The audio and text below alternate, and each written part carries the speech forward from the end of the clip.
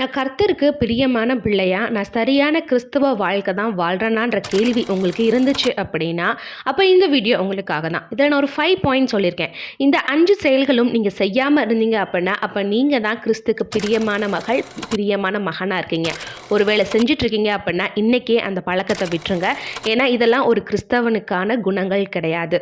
அது என்ன பாயிண்ட்ஸ்ன்னு தெரிஞ்சுக்கலாமா? வாங்க வீடியோக்குள்ளே போகலாம். Hi friends, welcome to mount of the Christ. முதல் விஷயம், நீங்கள் மாறுபாடான வாழ்க்கை வாழ்கிறீங்களான்னு சோதிச்சு பாருங்கள்.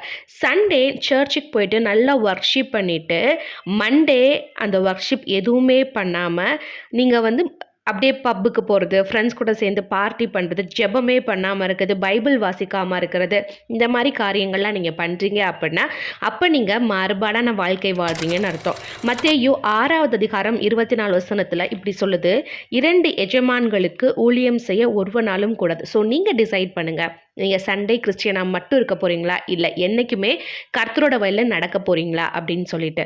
ரெண்டாவது விஷயம், புறம் கூறுதல், மற்றவங்களை பற்றி அவதூறாக பேசுதல். இந்த குவாலிட்டி ரொம்பவே மோசமான குவாலிட்டி. நம்ம பைபிளில் என்ன சொல்லியிருக்காங்கன்னா, கர்த்தரோட அன்பை மட்டும்தான் நம்ம வெளிப்படுத்தணும். கிறிஸ்துவனான முக்கியமான குவாலிட்டி இது. நம்ம அடுத்தவங்களை பற்றின புறம் கூறுதல் செய்யவே கூடாது. இது கர்த்தருக்கு ரொம்பவே பிடிக்காத ஒரு காரியமாக இருக்குது. எபேசியர் 4:29 இப்படி எழுதியிருக்கு, கெட்ட வார்த்தை ஒன்றும் உங்கள் வாயிலிருந்து புறப்பட வேண்டாம் அப்படின்னு சொல்லிட்டு.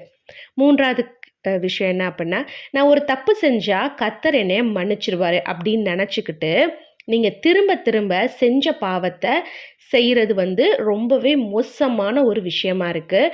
ரோமர் 6:12 இப்படி போட்டிருக்கு, நீங்கள் சரீர இச்சைகளின்படி பாவத்திற்கு கீழ்ப்படியத்தக்கதாக சாவுக்கேதுவான உங்கள் சரீரத்தில் பாவம் ஆளாதிருப்பதாக.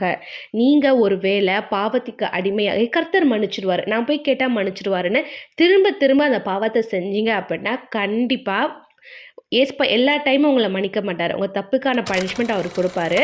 அவர் ரொம்பவே கிருபையுள்ள தேவன் தான். ஆனால் எல்லாத்துக்குமே ஒரு லிமிட் இருக்குல்ல.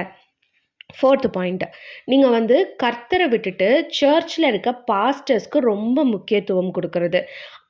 நம்ம சர்ச் பாஸ்டர்ஸை மதிக்கிறது ரொம்பவே நல்ல விஷயம். ஆனால் அதுக்காக சர்ச்சுக்கு போகிறதே பாஸ்டர்ஸை பார்க்க தான். ஒரு ப்ராப்ளம் வந்தோடனையும் பாஸ்டர்ஸ் கிட்ட ப்ரேயர் பண்ணால் போதும் அப்படின்ற ஒரு எண்ணம் உங்களுக்கு வரக்கூடாது. நீங்கள் ஃபஸ்ட்டு கர்த்தரை தான் கனம் பண்ணுற ஒரு மனுஷியாக இருக்கணும்.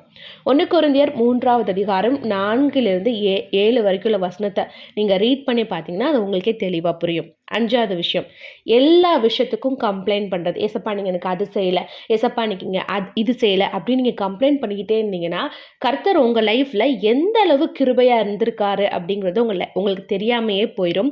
ஸோ என்றைக்குமே நன்றி அறிதல் உள்ளத்தோடு இருங்க. இப்போ நீங்கள் இன்னைக்கு உயிரோடு இருக்கீங்க அப்படின்னா கர்த்தரோட கிருபை தான்.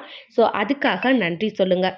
1 தெசலோனிக்கர் 5:18 இப்படி எழுதியிருக்கு, எல்லாவற்றிலும் ஸ்தோத்திரம் செய்யுங்கள், அப்படி செய்வதே கிறிஸ்து இயேசுவுக்குள் உங்களை குறித்து தேவனுடைய சித்தமாய் இருக்கிறது அப்படின்னு எழுதியிருக்குங்க. ஸோ இந்த 5 பாயிண்டில் எந்த காரியம் நீங்கள் செய்யாமல் இருக்கீங்கன்றதை எனக்கு கமெண்ட்ஸில் சொல்லுங்கள். இல்லை செஞ்சீங்கன்னா அதை மாற்றிக்கோங்க. உங்களுக்கு இந்த வீடியோ பிரயோஜனமாக இருந்தால் லைக் பண்ணுங்கள். இந்த வீடியோ யாருக்கு தேவை நீங்கள் நினைக்கிறீங்களோ அவங்க கூட அதை ஷேர் பண்ணுங்கள். God bless you.